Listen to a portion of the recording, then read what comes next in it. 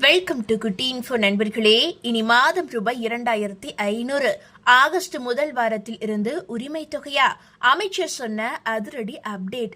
அதாவது தமிழகத்தை தொடர்ந்து இந்த திட்டம் மற்ற மாநிலங்களிலும் தேர்தல் வாக்குறுதிகளாக அளிக்கப்பட்டு வரவேற்பை பெற்றுவிட்டது. தமிழகத்தில் 2026 சட்டமன்ற தேர்தலில் தாவேகா ஆட்சிக்கு வந்தால் அனைத்து குடும்ப தலைவிகளுக்கும் மகளிர் உரிமை தொகை ரூபாய் 2500 உயர்த்தி வழங்கப்படும் என்று வாக்குறுதி அளித்திருந்தார் முதலமைச்சர் விஜய். கடந்த திமுக ஆட்சியில் தகுதியுள்ள குடும்ப தலைவிகளுக்கு மாதந்தோறும் ரூபாய் 1000 வழங்கும் மகளிர் உரிமை தொகை திட்டம் நடைமுறைக்கு வந்தது. கடந்த 2023 ஆண்டு அப்போதைய முதல்வர் மு.க. ஸ்டாலின் இந்த திட்டத்தை தொடங்கி வைத்தார். அன்று முதல் ஒவ்வொரு மாதமும் 15ஆம் தேதி தகுதியுள்ள குடும்ப தலைவிகளின் வங்கி கணக்குகளில் ரூபாய் 1000 நேரடியாக வரவு வைக்கப்பட்டு வருகிறது. இந்த திட்டத்தின் கீழ் சுமார் 1.31 கோடி பெண்கள் பயனடைந்து வருகின்றனர். தமிழகத்தை தொடர்ந்து இந்த திட்டம் மற்ற மாநிலங்களிலும் தேர்தல் வாக்குறுதிகளாக கொடுக்கப்பட்டு வரவேற்பை பெற்றுவிட்டது. தமிழகத்தில் 2026 சட்டமன்ற தேர்தலில் தாவேகா ஆட்சிக்கு வந்தால் அனைத்து குடும்ப தலைவிகளுக்கும் மகளிர் உரிமை தொகை ரூபாய் 2500 உயர்த்தி வழங்கப்படும் என வாக்குறுதி அளித்திருந்தார் தமிழ்நாடு முதலமைச்சர் விஜய். அந்த வகையில் தற்போது தமிழக வெற்றிக் கழகத்தின் ஆட்சி அமைந்துள்ளது. ஆனால் தேர்தலில் அளித்த வாக்குறுதியின்படி ரூபாய் 2500 மகளிர் உரிமை தொகை எப்போது வழங்கப்படும் என்ற எதிர்பார்ப்பு குடும்ப தலைவிகளிடையே எழுந்துள்ளது. இதையடுத்து பட்ஜெட் தாக்கல் தொடர்பாக தூத்துக்குடியில் செய்தியாளர்களை சந்தித்த அமைச்சர் மரிய வில்சன், அமைச்சரவை கூட்டமும் நன்றாக முடிந்தது. தொடர்ந்து தாவேகா அரசின் முதல் பட்ஜெட் ஆகஸ்ட் முதல் வாரத்தில் தாக்கல் செய்யப்படும். ஊழலுக்கு எதிரான முதலமைச்சரின் நடவடிக்கைக்கு 100% மக்கள் ஆதரவு அளித்துள்ளனர். எங்கள் ஆட்சியில் மக்கள் மகிழ்ச்சியாக இருக்கிறார்கள் என்றார்.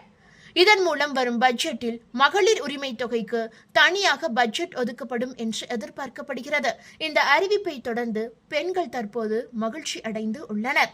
அதேபோல ரேஷன் அட்டைதாரர்களுக்கு மற்றொரு லேட்டஸ்ட் அப்டேட்டும் வெளியாகி உள்ளது. அதன்படி ரேஷன் கார்டு வைத்திருப்பவர்கள் அனைவரும் கட்டாயம் கைவிரல் ரேகை பதிவு, கருவிழி பதிவு செய்ய வேண்டும் என அரசு அறிவுறுத்தல் கொடுத்துள்ளது. அவ்வாறு பதிவு செய்யாதவர்களின் பெயர்கள் ரேஷன் கார்டில் இருந்து நீக்கப்படும். எனவே இதுவரை கருவிழி மற்றும் கைரேகை பதிவு செய்யாதவர்கள் உடனடியாக இதை பதிவு செய்யுமாறு கேட்டுக்கொள்ளப்பட்டு உள்ளது. அதே நேரத்தில் ரேஷன் கார்டு, கைரேகை பதிவு, கருவிழி பதிவில் சிலருக்கு பிரச்சனை இருக்கிறது.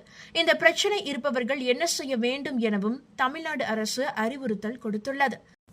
இது குறித்து நாமக்கல் மாவட்ட ஆட்சியர் கொடுத்துள்ள செய்தி குறிப்பில் தெரிவித்துள்ளதாவது என்னவென்றால், தேசிய உணவு பாதுகாப்பு சட்டம் 2013 கீழ் வழங்கப்பட்டுள்ள முன்னுரிமை குடும்ப அட்டைகள், அதாவது PHH மற்றும் அத்தியோதயா அன்ன யோஜனா எனப்படும் AAY குடும்ப அட்டைகளில் இடம்பெற்றுள்ள அனைத்து உறுப்பினர்களின் ஆதார் விவரங்களை உறுதிப்படுத்த வேண்டும். இதன் பொருட்டு விரல் ரேகை அடிப்படையிலான சரிபார்ப்பான EKYC செயல்முறையை மேற்கொள்ள அரசு உத்தரவிட்டு உள்ளது. அதன்படி நாமக்கல் மாவட்டத்தில் தேசிய உணவு பாதுகாப்பு சட்டத்தின் கீழ் வழங்கப்பட்டுள்ள குடும்ப அட்டையில் உள்ள 8,32,279 உறுப்பினர்களில் 7,99,419 பேர், அதாவது 96.05% விரல் ரேகை அடிப்படையிலான சரிபார்ப்பினை நிறைவு செய்து உள்ளனர். மீதமுள்ள 32,820 பேரில் பெரும்பாலானோருக்கு ஆதார் விவரங்களை புதுப்பிக்காத காரணத்தால் சரிபார்ப்பு பணி நிறைவு செய்ய இயலாத நிலை உள்ளது.